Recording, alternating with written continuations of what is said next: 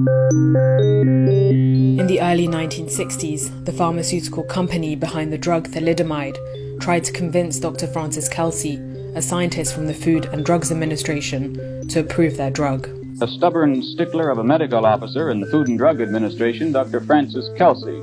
She refused to approve sale of the drug in the United States. Thalidomide was eventually blamed for causing birth defects in tens of thousands of children around the world, with many more dying at birth. Thanks to the diligence of Dr. Kelsey and the FDA, children in the US were spared.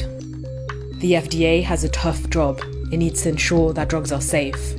The decisions it makes are life-altering, in most cases for the best. But not always. FDA failures have been blamed for contributing to the opioid epidemic. She's overdosing. And giving false hope to Alzheimer's patients by approving a costly and unproven drug. This is in fact a tremendous controversy in the scientific and medical world.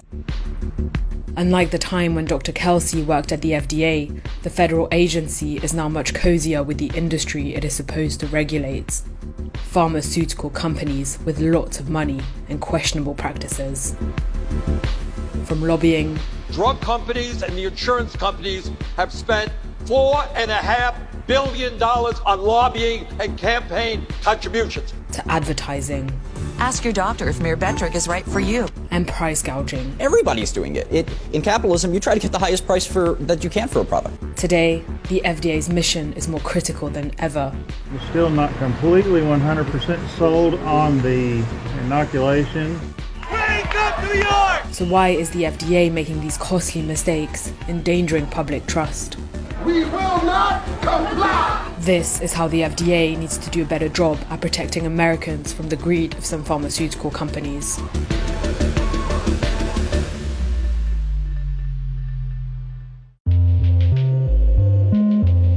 In 1995, Purdue Pharma released a powerful pain medication called OxyContin, downplaying the drug's addictive properties. Less than 1% of patients taking opioids actually become addicted. Since then, She's more than 500,000 people have died of opioid-related overdoses in the US.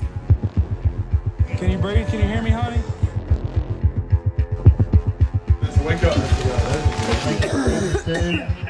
Thousands of lawsuits have been filed against Purdue Pharma and other opioid makers. The global settlement announced today involves the company pleading guilty to 3 felony counts for defrauding the United States. But the FDA has escaped much of the blame.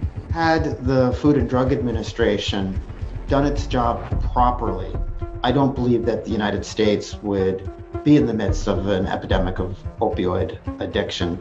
OxyContin's misleading label, which downplayed the risk of abuse, was approved by the FDA. Purdue Pharma used this seal of approval to aggressively market the drug as safe and effective for chronic pain. I had a daughter who was prescribed OxyContin, and she died as a result. She had a backache, and her doctor prescribed it. Had FDA enforced the law, Purdue never would have been allowed to promote its products for these conditions. Since I've been on this new pain medication, I have not missed one day of work, and my boss really appreciates that.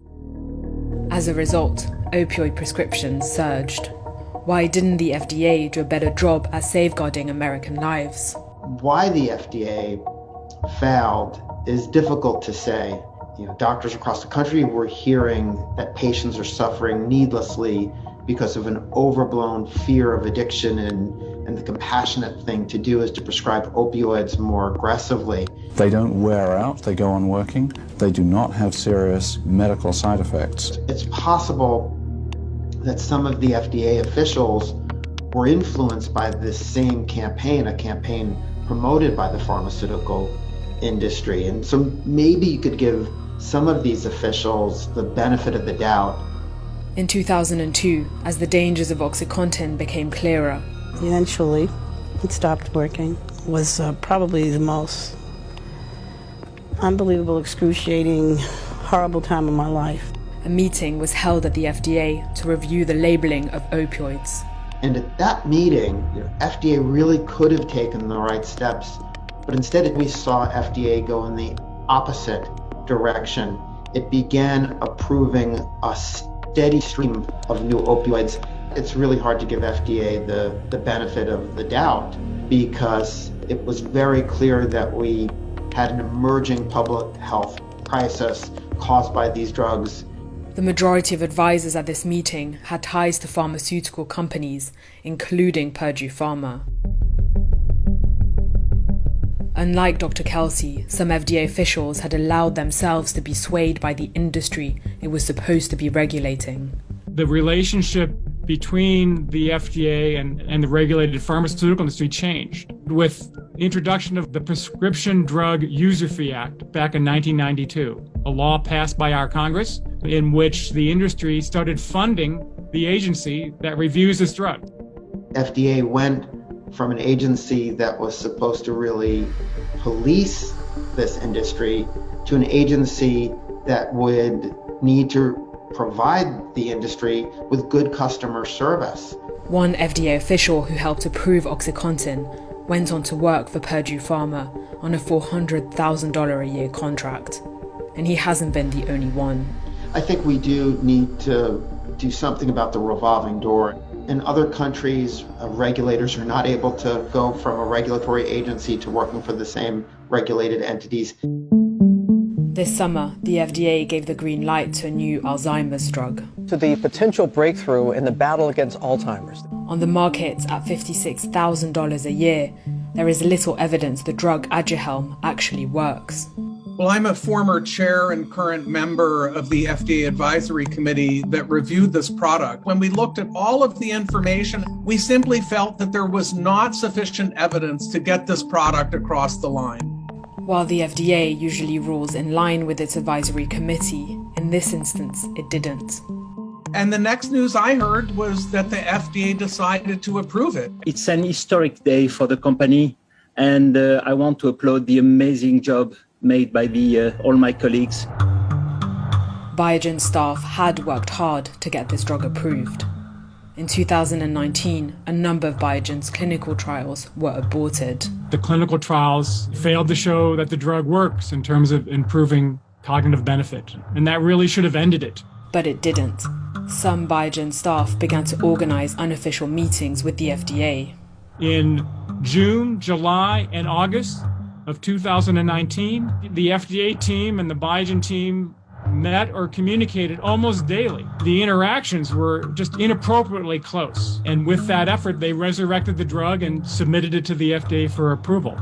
Once again, the pharmaceutical industry had succeeded in winning over FDA officials. Essentially, the FDA rescued this product from the jaws of defeat. Close interactions between the FDA and companies it regulates are allowed. But despite growing concerns, politicians haven't taken steps to limit these. Congress has encouraged those interactions, again, through various laws passed over the last 3 decades. The problem is the pharmaceutical industry is a big gorilla. We're not taking it on because of the political muscle of pharma and the pharmaceutical companies. So FDA isn't alone in responsibility for where we are. Today, there are 3 pharmaceutical and healthcare lobbyists for every member of Congress. Since 1998, big drug companies spent nearly $4 billion on lobbying. On behalf of Big Pharma, these lobbyists have successfully weakened the FDA. Members of Congress who passed legislation at the behest of industry lobbyists that weakened the agency. One night I got home from work and someone from the FDA called me. He was very angry with me because I was sending these emails to the FDA Attorney Generals. And he yelled into the phone, "We don't have the manpower to police Purdue Pharma." That's when I started realizing Purdue Pharma had overwhelmed the FDA. Attempts have been made to hold Big Pharma to account. In 2007, Purdue Pharma pleaded guilty to federal criminal charges for downplaying OxyContin's addictive properties. We hope that Purdue's guilty plea will send a message that the Department of Justice will not allow Big Pharma to engage in illegal conduct that corrupts the doctor-patient relationship. But unlike those who sell drugs on the streets, money has kept the Sackler family, who own Purdue Pharma, out of jail. They hired the Giuliani firm. Guess what? They didn't go to jail. Just paid some fines. Purdue Pharma was recently dissolved in a bankruptcy settlement. Purdue has declared bankruptcy, but the Sackler family has not. They took $10 billion out of the company before it declared bankruptcy. Purdue Pharma and the Sacklers aren't the only ones in the industry driven by greed. How did the drug improve? If I were to look at a pill and analyze it from 2005 when it cost $215 and I was looked today at when it cost $763, would that pill be the same? The pill, the manufacturing for it would be the same.